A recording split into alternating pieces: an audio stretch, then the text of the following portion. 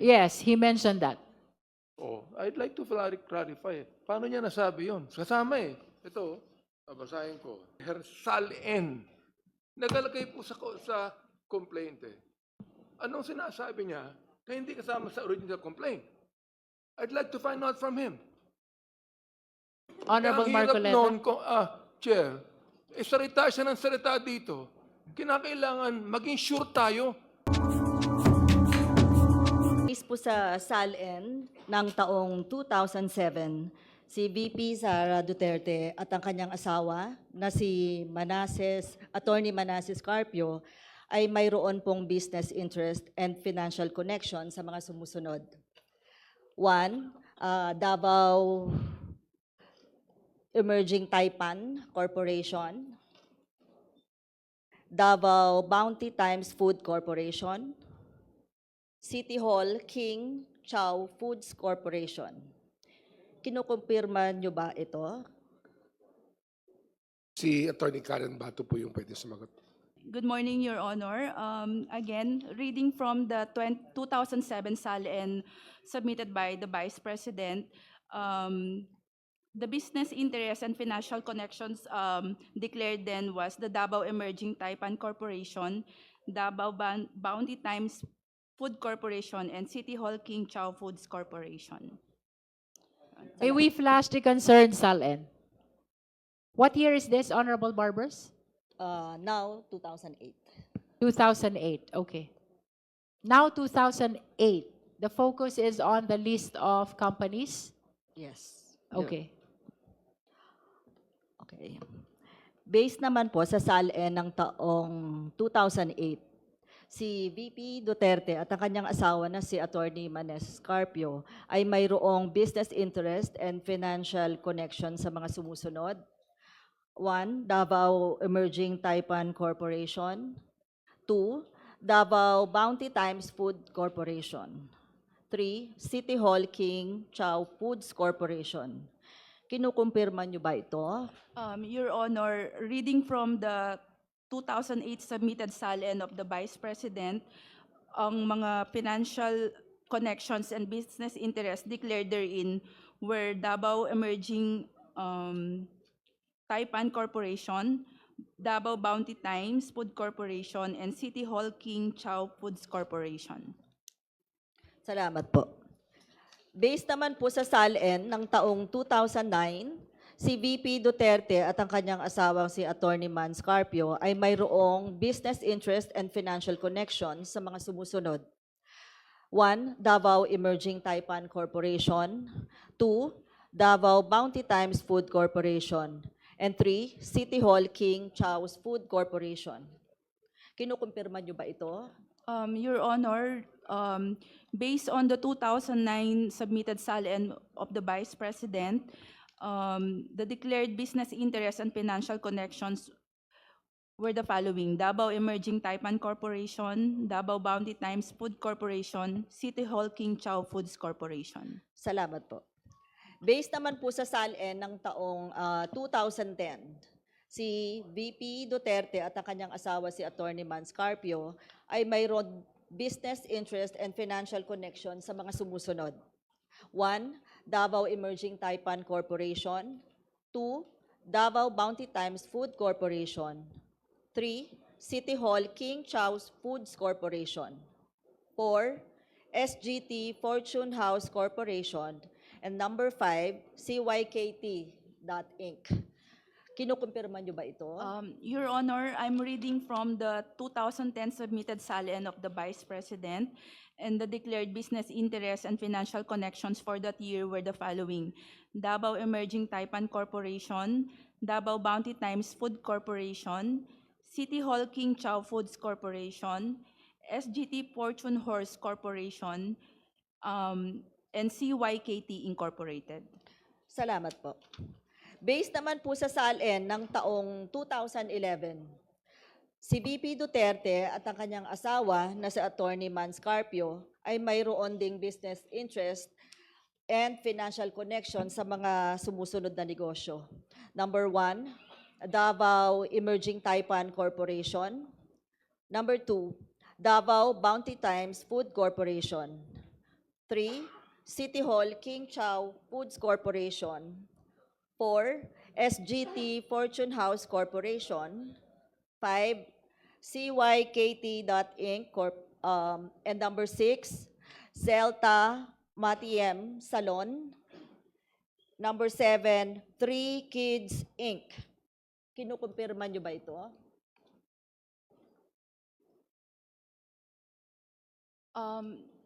Based on the 2011 SALN submitted by the Vice President, Your Honor, the following were the declared business interests and financial connections. Davao Emerging Taipan Corporation, Davao Bounty Times Food Corporation, City Hall King Chow Foods Corporation, SGT Fortune Horse Corporation, CYKT Incorporated, and Celta Matiem Salon. Salamat po. Sa taong 2016, based naman ho sa SALN ni VP Duterte at ang kanyang asawa na si Attorney Mans Carpio, ay mayroong business interest and financial connection sa mga sumusunod na negosyo. Number 1, Davao New Royal Taipan Corporation. Number 2, Davao Bounty Times Food Corporation. 3, Metro City Chow Foods Corporation. 4, Times Square B Foods Corporation. 5, SGT Fortune House Corporation. 6, CYKT Inc. 7, 3 Kids Inc. Tracking Services Inc. And number 8, Zelta Matiem Salon. Tama po ba? Your Honor, I'm reading from the 2016 submitted SALN of the Vice President, and the declared business interest and financial connection for that year were the following: Davao New Royal Taipan Corporation, Davao Bounty Times Food Corporation, Metro City Chow Foods Corporation, Times Square B Foods Corporation, SGT Fortune Horse Corporation, CYKT Inc., 3 Kids Inc. Tracking Services, and Celta Matiem Salon. Salamat po. And base naman po sa SALN ng taong 2017, si VP Duterte at ang kanyang asawa na si Attorney Mans Carpio ay mayroon din hong business interest and financial connections sa mga sumusunod na kumpanya. 1, Davao New Royal Taipan Corporation. 2, Davao Bounty Times Food Corporation. 3, Metro City Chow Foods Corporation. 4, Times Square B Foods Corporation. 5, CYKT Inc. And 6, Tapang at Malasakit Alliance for the Philippines Inc. Tama po ba? Your Honor, again, I'm reading from the 2017 SALN submitted by the Vice President. Ito po yung kanyang mga declared business interests and financial connections. Davao New Royal Taipan Corp., Davao Bounty Times Food Corporation, Metro City Chow Foods Corp., Times Square B Foods Corp., CYKT Inc., Tapang at Malasakit Alliance for the Philippines Inc. Maraming salamat po. Based naman po sa SALN ng taong 2018, si VP Duterte ay mayroong business interest and financial connection sa mga negosyong sumusunod na mga kumpanya. 1, Davao New Royal Taipan Corporation, Metro City Chow Foods Corporation, 3, Times Square B Foods Corporation, and 4, Tapang at Malasakit Alliance for the Philippines Inc. Kinukumpirma niyo po ba ito? Your Honor, base po dito sa sinumiting SALN ng ating Vice Presidente noong 2018, ang kanyang mga diniklarang business interest and financial connection ay ang Davao New Royal Taipan Corp., Metro City Chow Foods Corp., Times Square B Foods Corp., Tapang at Malasakit Alliance for the Philippines Inc. Salamat po. Based naman po sa SALN ng taong 2019, si VP Duterte ay mayroong business interest and financial connection sa mga sumusunod na kumpanya. 1, Davao New Royal Taipan Corporation. 2, Metro City Chow Foods Corporation. 3, Times Square B Foods Corporation. And 4, Tapang at Malasakit Alliance for the Philippines, Inc. Ito po ba ay kinukumpirma ninyo? Your Honor, based on the 2019 submitted SALN of the Vice President, here are the business interests and financial connections declared for that year. Davao New Royal Taipan Corporation, Metro City Chow Foods Corporation, Times Square B Foods Corporation, Tapang at Malasakit Alliance for the Philippines, Inc. Salamat po. Punta naman po tayo sa taong 2020. Si VP Duterte ay mayroong business interest and financial connection sa mga sumusunod na kumpanya. 1, Davao New Royal Taipan Corporation. 2, Metro City Chow Foods Corporation. 3, Times Square B Foods Corporation. And 4, Tapang at Malasakit Alliance for the Philippines, Inc. Your Honor, based on the 2020 submitted SALN of the Vice President, the following are the declared business interests and financial connections. Davao New Royal Taipan Corp., Metro City Chow Foods Corp., Times Square Beef Foods Corp., Tapang at Malasakit Alliance for the Philippines, Inc. Dito naman po tayo sa SALN niya sa taong 2021. Si VP Duterte at ang kanyang asawa na si Attorney Mans Carpio ay mayroon pong business interest and financial connection sa mga sumusunod na mga kumpanya. 1, Davao New Royal Taipan Corporation. 2, Metro City Chow Foods Corporation. 3, Times Square B Foods Corporation. 4, Tapang at Malasakit Alliance for the Philippines, Inc. 5, Carpio Duterte Lawyers. 6, Kale 88 Foods Corporation. 7, 888 Bistro. And number 8, Mandayao Fisheries, Inc. May we just request for a confirmation? No need to read again. Okay. Okay, Your Honor, we can confirm from the submitted SALN of the Vice President for the 2021 that those mentioned by the Honorable Congresswoman were the declared business interests and financial connections for the 2021. Okay, salamat po. Bali, 8 ho yun, ano? Based naman po sa SALN ni VP Duterte nung taong 2022 at ng kanyang asawa na si Attorney Mans Carpio ay mayroon din pong business interest and financial connections silang mag-asawa sa mga sumusunod na kumpanya. 1, Davao New Royal Taipan Corporation. 2, Metro City Chow Foods Corporation. 3, Times Square B Foods Corporation. 4, Tapang at Malasakit Alliance for the Philippines, Inc. 5, Carpio Duterte Lawyers. 6, Kale 88 Foods Corporation. 7, 888 Bistro. And number 8, Mandayao Fisheries, Inc. Bali, 8 po. Your Honor, based on the 2022 SALN of the Vice President, we can confirm that those you mentioned were those business interests and financial connection declared therein. Salamat po.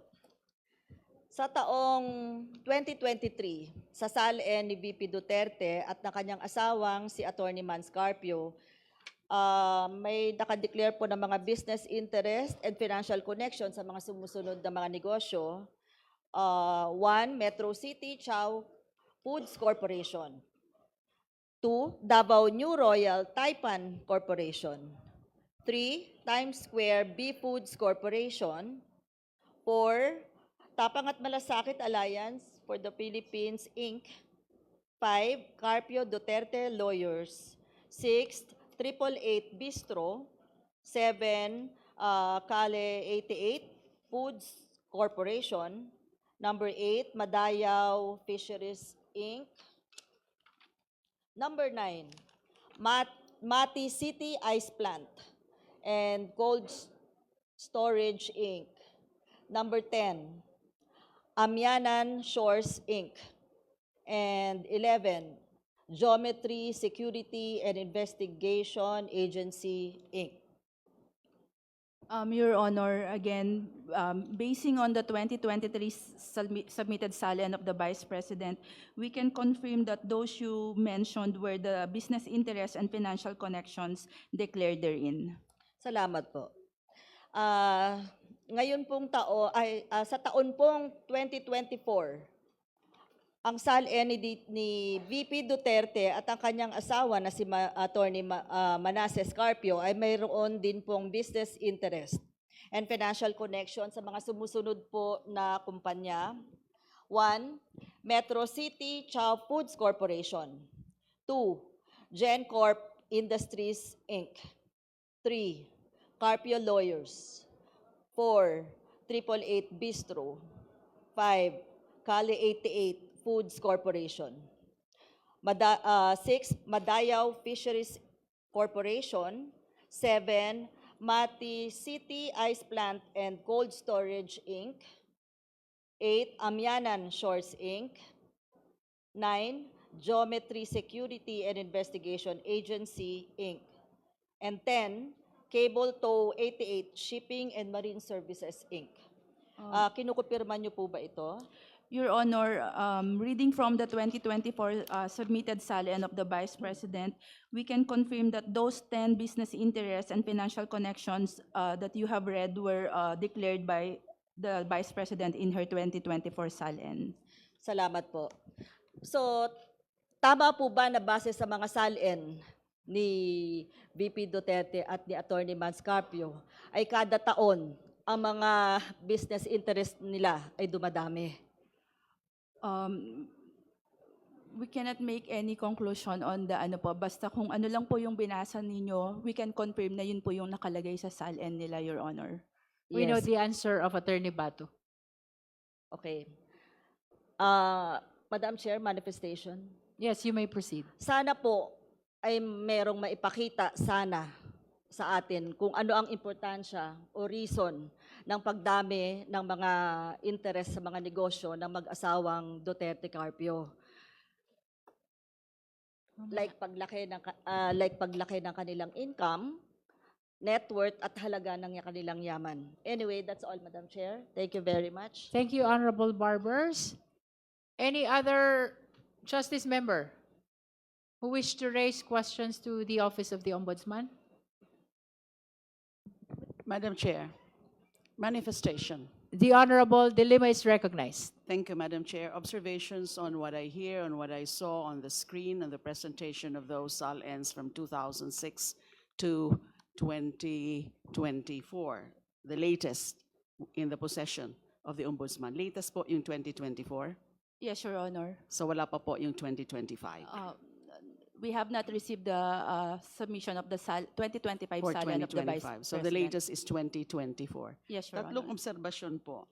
Yung kanina, yung tungkol nga po, pag sa questioning po ni Honorable Joel Chua, yung kapansin-pansin na mula 2019 to 2024, the respondent, Honorable De Lima, kindly speak closer to the microphone. And may I share as well the matrix prepared by the Secretariat with respect to the information gathered from the SALNs of the respondent. Kindly flash the matrix of the SALN of VP Duterte. This may help Honorable De Lima in her clarificatory questions. thank you, Madam Chair. So can we see it, please? The matrix on the first point of observation that I'm making.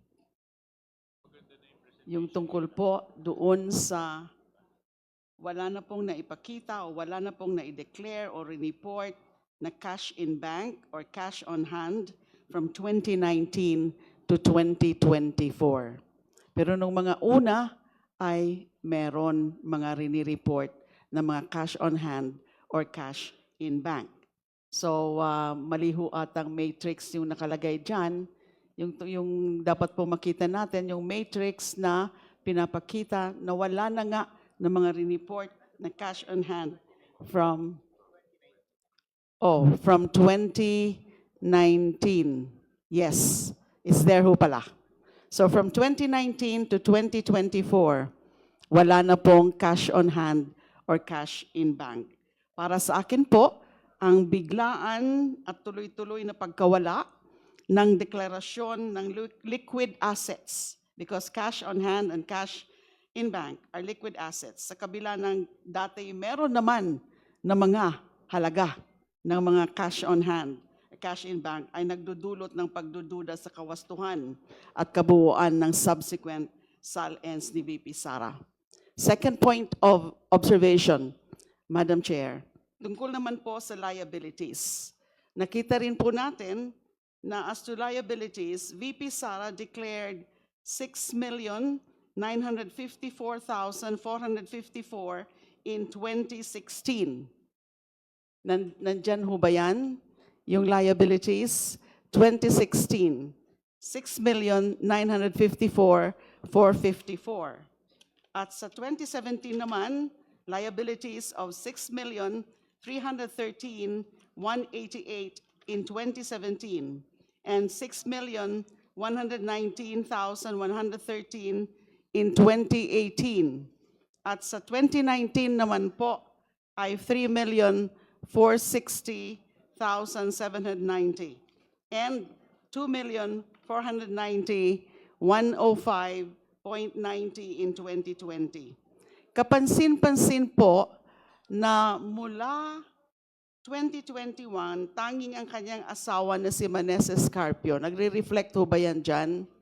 Na tanging yung kanyang asawa na si Maneses Carpio ang may dineklarang mga liabilities at wala nang iniulat na utang o liability ni VP. Mako-confirm ho ba yan? Your Honor, I'm reading from the 2021 SALN submitted by the Vice President, and it is stated there that the liabilities was a personal loan from various creditors po by Attorney Manasseh Carpio. Yes. How about on the part of VP Sara herself? Meron pa ho ba ng mga report na liabilities in 2016, 20,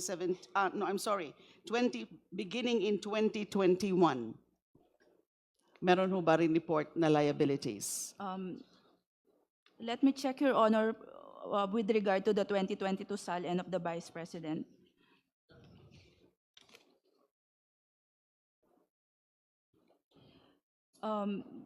Based on the submitted 2022 SALN of the Vice President, the liabilities stated or declared therein was a personal loan of Manasseh Carpio. That's all, Your Honor, for the 2020. Maneses Carpio. How about 2022? So no VP, no Sara Duterte. For the 2023 SALN, Your Honor, based on the submitted SALN by the Vice President, the liabilities declared therein was a personal loan of Manasseh Carpio, Your Honor. Again, of Maneses Carpio and not Sara Duterte. 2024, please.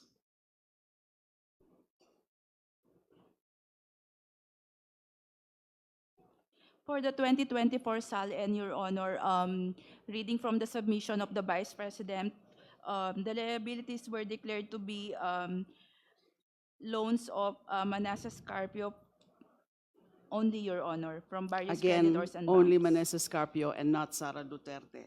Observation with respect to this, for the record, Madam Chair, ang ganitong biglang pagbabago sa paraan ng pag-uulat ng liabilities ay lubhang kahinahinala at nararapat siya sa atin, as it may indicate reclassification. Louder, Honorable De Lima, please. Ang ganito pong pagbabago sa paraan ng pag-uulat ng liabilities ay lubhang kahinahinala at nararapat siya sa atin, as it may indicate reclassification or possible circumvention of full disclosure requirements. One last point of observation, pagdating naman po sa net worth. So pinakita po kanina, we can again show po the matrix. Please flash the matrix. The respondents declared net worth increased from 34,895,997 in 2016 to 71,658,841 in 2022, the year she assumed the office of Vice President.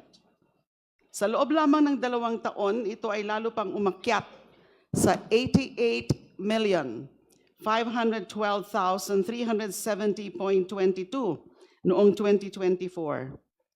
Obserbasyon po, ang ganitong mabilis at medyo malaking pagtaas ng yaman with the absence of declared liquid assets and the diminution or transfer of liabilities ay nagbubunsod ng seryoso ring pagdududa hinggil sa veracity, transparency, and integrity of the Vice President's financial disclosures. So those are my observations with respect to the SALENS. Maraming salamat po. The observations of the Honorable De Lima are noted by the committee. Madam Chair. The Honorable Keith Flores. Madam Chair, I just have a few questions for the Ombudsman. Madam Chair, every government employee is required to fill up a SALN, correct? Yes, Your Honor. And in that SALN, di ba, may sa bottom yan is may waiver. No? Every government employee in filling up a SALN also executes a waiver. Tama po ba?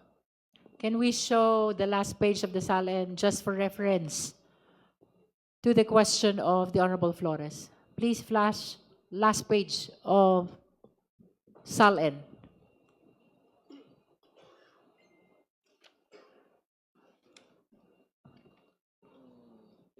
Attorney Batu?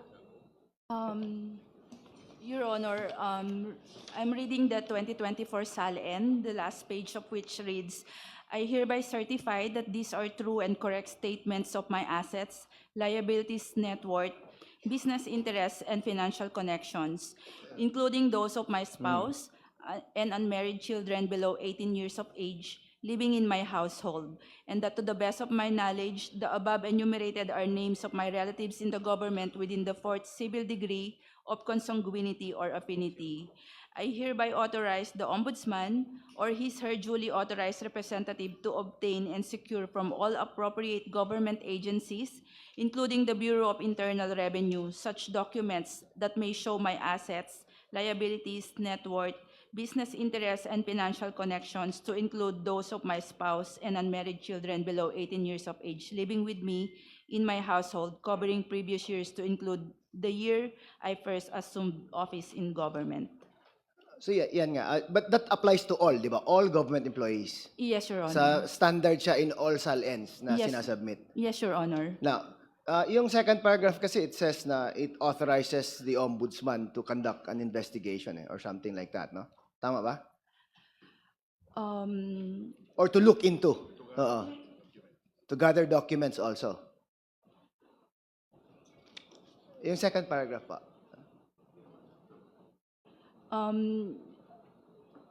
Based on this second paragraph, Your Honor, the Ombudsman can look into the or can secure from other government agencies yung mga documents Yes. pertaining to the SALNs. po. And based on that, parang paragraph, in fact, it does not even require a complaint to be filed for the ombudsman to look into these things.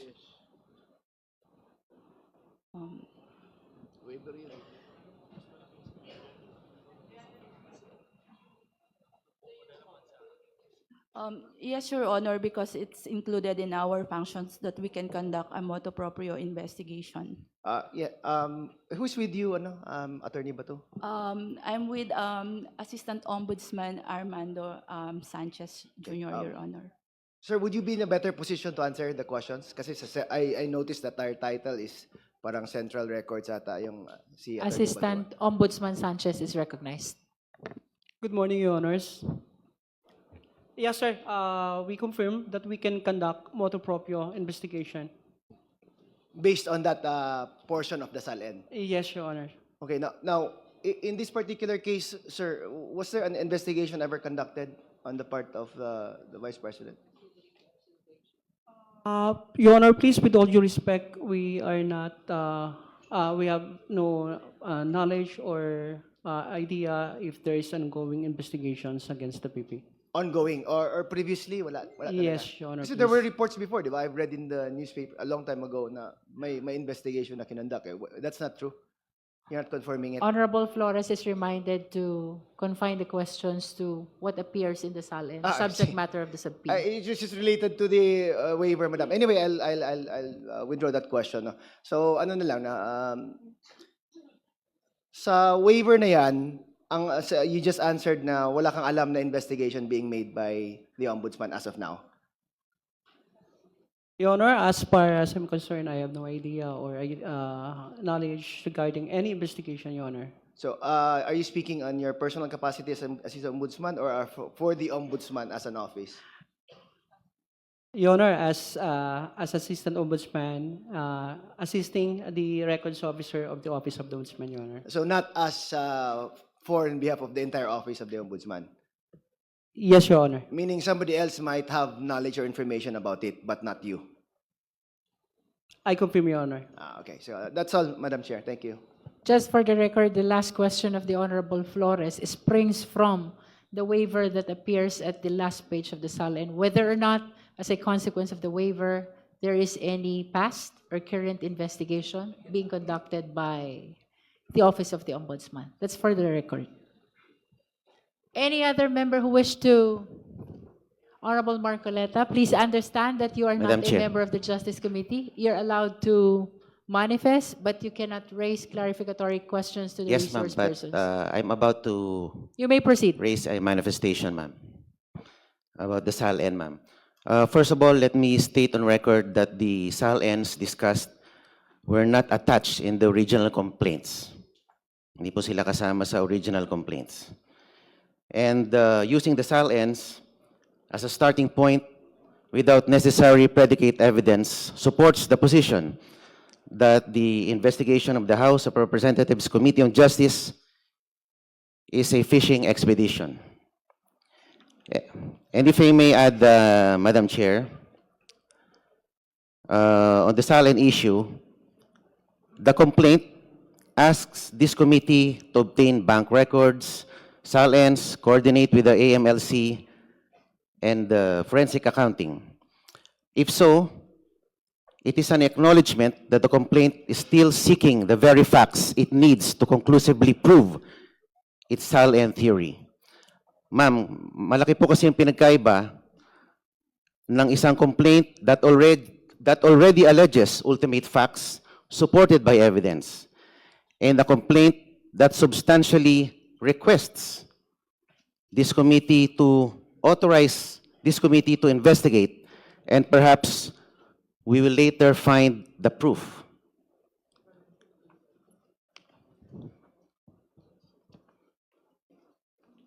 And if I also raise this observation, Madam,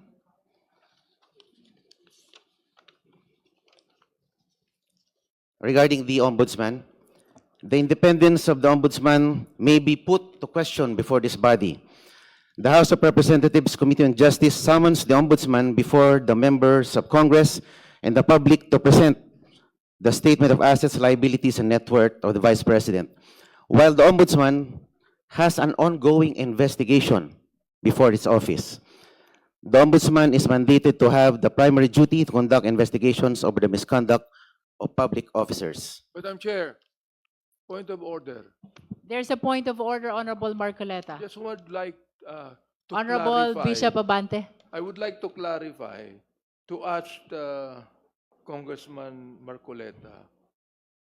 Sinabi niya kanina, hindi kasama yung SALN sa original complaint. Yes, he mentioned that. Oh, I'd like to clarify. Paano niya nasabi yun? Kasama eh. Ito, babasahin ko. Vice President Sara Duterte committed culpable violation of the Constitution and betrayed the public trust in amassing unexplained wealth and failing to disclose all her properties and interests in properties in her SALN. Nagalagay po sa complaint eh. Anong sinasabi niya na hindi kasama sa original complaint? I'd like to find out from him. Honorable Kaya ang hirap Marcoleta. noon, Chair, salita siya ng salita dito. Kinakailangan maging sure tayo na hindi nabanggit. And if I may add, for the guidance of the honorable members and in response to the manifestation of the Honorable Marcoleta, I will be reading the specific paragraph where matters concerning SALN was mentioned in the complaint. With regards to Sabale complaint, there are allegations in paragraph 107, 108, 109, and paragraphs 285 to 290. And for Cabrera complaint, may we refer the Honorable Marcoleta as well to paragraph 20.3, paragraph 76, paragraph 77, paragraph 232, paragraph 233, 234, 235, 236, 237, 238, 239, 240, 241, 242, and even from paragraphs 244 to 246. For the information of the Honorable Marcoleta, Yes, the ma'am. mentioned Binanggit po ang... paragraphs contained allegations which are relevant to the SALNs of the respondent. Yes, ma'am. It was mentioned, I think, very adequately, the word silence, but they were never attached to the original complaints. Parang this complaint is just merely requesting the committee to produce evidence. Ibig sabihin, wala pang ebidensya, nakikiusap sa committee na ito para mag-produce ng ebidensya na wala, hindi nakakabit sa original complaints. Yun lang po ang sinasabi ko, ma'am. In other words, you admit that there were a lot of times that SALNs were mentioned in the impeachment complaint. However, They were never they were not attached. attached in the Opo. impeachment Wala pa complaint. pong ebidensyang nakalakip doon po sa complaint. At ngayon pa lang po natin binubuksan dahil ito po ay kumbaga request ng complainant. Please understand as well that the compulsory process that was granted to the Justice Committee is for the purpose of testing the sufficiency of the allegations in the complaint, whether the same constitute probable cause, which is the mandate of this proceeding. So, with all due respect, Honorable Marcoleta, it is our humble position that all the actions of this committee, including the issuance of subpoena of all these questioned SALNs by Your Honor, is in accordance with the rules of impeachment, the Constitution, and even with the decisions of the Honorable Supreme Court. Ma'am, the court will be the better judge of that. And that is why you should elevate that before the Honorable Court. Maybe not me, but some other parties. Thank you, Madam Chair. Any other member who wish to raise clarificatory questions to the Ombudsman? Hearing none, may we direct the committee secretary to call the Vice President Madam in Chair, order just, to extend to her Madam Chair, the opportunity to present evidence, including those which will counter the testimony provided already and the documents provided already by the Office of the Ombudsman. Madam Chair. The just a Honorable few- Garbin is recognized. Thank you, Madam. Just a few questions to the representatives of the Ombudsman. Kayo ho'y nagpresenta ng SALN and what was presented by your office, are those SALNs under your custody and the entries, the official entries in those SALN. Tama po ba? Yes, Your Honor. But that entries does not say whether there is a misdeclaration, untruthful declaration, or willful non-disclosure that will lead to unexplained wealth. Tama po ba? Your Honor, binasa ko lang po kung ano yung, at kinonfirm ko lang po kung ano yung nakalagay sa SALN. Honorable Garbin, I'm afraid, but we are not allowed to raise questions which will go beyond what appears in the SALN. concerning That's why, SALNs of the Vice Madam Chair, I President. just need confirmation whether that Yes. presentation Issues concerning yields to the misdeclaration. yields in support to the complainants. First of all, Madam Chair, wala yung complainant dito eh. I understand, but please limit your questions to And that's why I want to ask contents of the sana yung affidavit. complainant contents of the as SALNs. to his allegation because it was pointed out that the SALN was only part of a broader allegations of unexplained wealth. But as correctly pointed out by Mr. Marcoleta or Congressman Marcoleta, those SALN that was or that we want to specifically pinpoint that have material misdeclaration or untruthful declaration was never attached in the first place We are in the not complaint. yet on that, Honorable Garbin. We We are were only on the existence of the through, SALNs. we were already through on that. We already approved, voted on the ultimate facts and the sufficiency in substance. And the annexes provided in the complaint, Madam Chair. So what we have here is an improvement of the complaint, of the complainant's evidence. Tayo yung nagpuproduce ng ebidensya which is not supposed to be the case. With all due respect, Honorable Garbin, the issuance of the subpoena is not for the purpose of adding, supplementing, or correcting whatever appears in the complaint. The purpose of the issuance of subpoena is to test whether the complaint is sufficient already for the existence of probable cause. To But- aid the justice members in judging whether or not probable cause exists on the basis of the allegations in the complaint, including the attached documents. If I may, Madam Chair. The Honorable Chua. Thank you, Madam Chair. Madam Chair, let me walk you through Section 7 of our Rules of Procedure in Impeachment Proceedings. Sabi po dito, the committee shall conduct a hearing. The committee, through the chairperson, may limit the period of examination by members of the committee. The committee shall have the power to issue compulsory processes for the attendance of witnesses and the production of documents and other related evidence. So, yun po yung ginagawa po natin dito. This SALN, ito pong SALN na to ay pumapasok po dito po sa power ng committee. Hindi naman po tayo ang nagsasabi niyan. Ang nagsasabi po niyan ay ang ating rules. Maraming salamat po, Madam Chair. Thank you. Before we proceed, Madam I just Chair. want to state for the record, Honorable De Lima, that the committee is already in receipt of the notices of disallowance referred to by Attorney Camora of ICFAO COA during the April 14 hearing.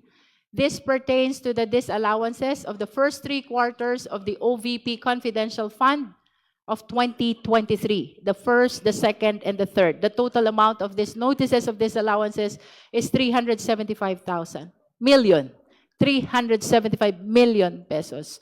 So the COMSEC is directed to provide copy of this notices of disallowance to the Vice President, the complainant, and all the members of the Justice Committee. The same is true with respect to the decision referred to as well by Attorney Camora of ICFAO COA. This is to prove that the appeal pertaining to the last quarter of 2022 confidential fund of OVP has been denied, which means that the notice of disallowance for the last quarter of 2022 was affirmed by the Commission on Audit. Likewise, the committee secretariat is directed to provide copy of the same to the Vice President, the complainants, and all the justice members. Honorable De Lima is recognized. Thank you, Madam Chair. Just wish to put forth additional counter-arguments on the points raised by the Honorable Marcoleta and also certain points raised by the Honorable Garbin. Okay, first, we have determined already sufficiency in substance of the complaints. Sufficiency in substance, both in form and substance, and that includes the annexes. Pangalawa po, hindi po required na lahat ng mga pwedeng ebidensya ay dapat na produce na ng complainants at the time of the filing of the complaint. And that's why we have these processes of subpoena para makalakap ng mga ebidensya na nakasabi sa complaint tsaka yung mga related evidence. Ang importante po dito, especially in the issuance of subpoena, yung requirements of specificity, or sufficiently describe yung mga dokumento na pinapaproduce at yung relevance to the issue. Wala pong duda dun sa mga sabina po natin ng for the production of specific documents like respondent SAL-Ns, the AMLAC records of the flagged bank transactions of the respondent, the records of her corporate holdings, records of her financial transactions. These are all relevant to the grounds alleged in the complaint. They directly relate to the issues actually and specifically raised in the third and fourth impeachment complaints, the Sabalia et al. And Cabrera complaints, particularly that respondent purportedly engaged in culpable violation of the Constitution, graft and corruption, bribery, including the accumulation of unexplained and or ill-gotten wealth, and her ownership of secret bank accounts worth millions, if not billions of pesos, all of which she did not declare in her SAL-Ns. Doon sa punto na ini-improve daw po natin, actually, there's nothing wrong about that, improving the evidence that are sought to be presented by the complainants, kasi tayo nga po ang magiging prosecutors later, and we are determining at this point the existence of probable cause, and therefore we need the guidance of any other relevant evidence para makarating po sa determinasyon na yan ng existence of probable cause. We develop, we improve, we ask for other additional evidence as long as they are relevant to the issue or issues as alleged in the complaints. So wala pong mga linalabag dito na mga principles pagdating po sa tungkol doon sa kailangan ba na linalagay lahat o pinipresenta na lahat sa complaint pa lang? So malinaw po yan, Madam Chair, hindi po kailangan. Thank you. Madam Chair. The Honorable Chel Jokno is recognized. Yes, thank you, Madam Chair. Wala naman pong pinagkaiba ang ginagawa ng Committee on Justice dun sa ginagawa ng isang prosecutor na nagko-conduct ng preliminary investigation. Just like a prosecutor under the rules of the House, we have the power to issue subpoena to determine what used to be called probable cause, although what is now called certainty of conviction. And para sa akin, mas mahalaga pa nga yung tungkulin natin na yon dahil wala pa naman po tayo sa adversarial stage. We are very clearly in the inquisitorial stage where we are meant to inquire whether there is sufficient probable cause. Kaya po tayo binigyan ng ngipin ng House rules para makapagsabpina ay para nga makita ang ebidensya. And I'm very disappointed at any attempts to remove that power from us, because that is precisely why the Constitution requires that we conduct a hearing. Yung hearing naman natin, hindi para marinig natin yung salita ng iba't ibang mga nandito ngayon, kung hindi makita mismo yung ebidensya. Thank you, Madam Chair. Thank you. Chairman, Madam Madam Chair. Chair. My The last Honorable manifestation. Garbin. Madam Chair. At the outset, Madam Chair, let me state that I am for the truth and for knowing whether there's material or misdeclaration on the SALN. What I'm saying here, the observance of procedural due process. Going back to the complaint, as stated, this specific SALN were not attached. And when you say observance of procedural due process, ang tinatawag po doon, paano makakapagsagot yung isang respondent kung wala naman specific allegations doon sa mga iprinisintang SALN. Meron nga. We agree that we have compulsory processes to produce those documents relevant to this hearing, but the absence of giving opportunity to the respondent the right to be heard or to answer, and those specific allegations, it's not even a specific allegation because it was part of a broader allegations of unexplained wealth. Ako po ay isang abogado bago mambabatas. Ako po ay dumaan din sa napakaraming preliminary investigation. And kung magpipresenta tayo dito ng dokumento na hindi natin bibigyan ng oportunidad yung inaakusahan dito, then where is the procedural due process? That's why I'm saying, are we Honorable improving Garbin. the complaint?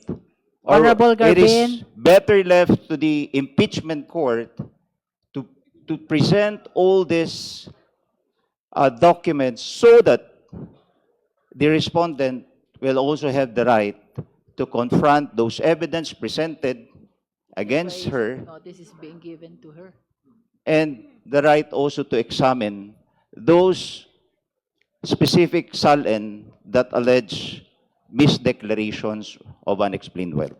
Honorable Garbin, I just want to state for the record that since the start of the presentation of witnesses and evidence, we've been sending notices to the Vice President, to the respondent, and as a matter of fact, even after every resource person, we are calling the Vice President to check if she is present so we can cater the opportunity to be heard that you are mentioning. Honorable Garbin, in as far as due process is concerned, I honestly believe that this committee has been amply complying in providing the same to the respondent Vice President. And let us all be reminded that this issue raised by the Honorable Garbin is already pending before the Supreme Court.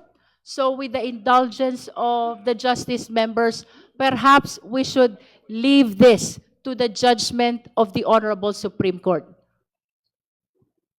With that, can we proceed to the presentation of our resource persons? Madam Chair, The Honorable Tino. may I ask some clarificatory questions regarding from the Ombudsman? The Ombudsman. Yeah. Yes, please. Could we have the summary table of the SALN of the VP? Can we on flash the again the screen? matrix? You need the matrix? Opo, opo. Kindly flash the matrix, Secretariat.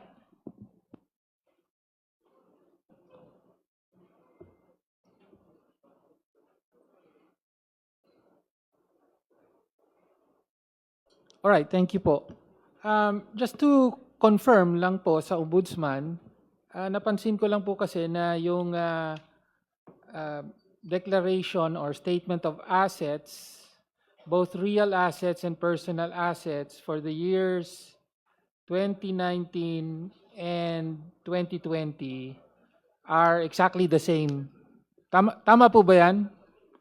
Hindi naman kaya baka nagkamali lang nung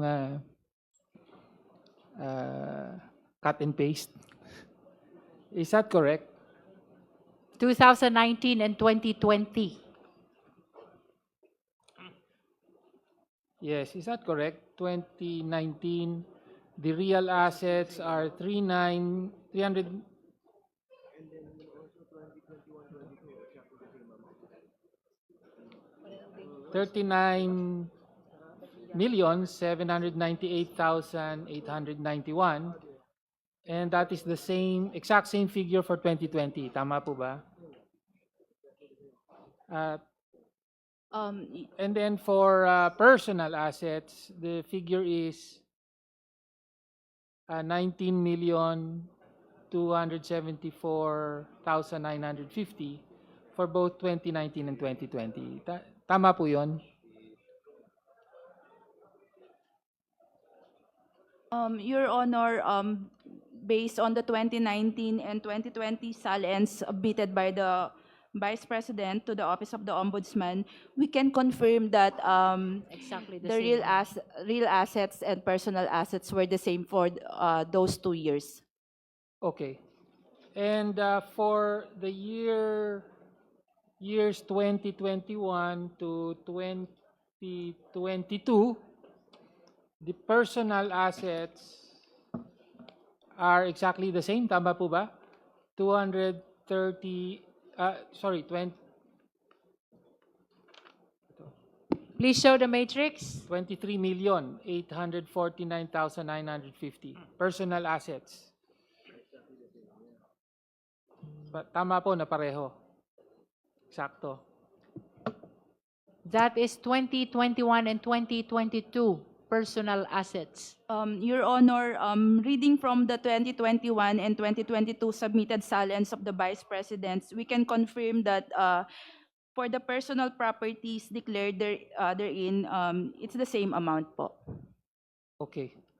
Thank you. So, again, and of course, yung sa real assets in the years 2009 to 2011, pareho, no? And also for 2016 and to 2017. 2009 to 2011.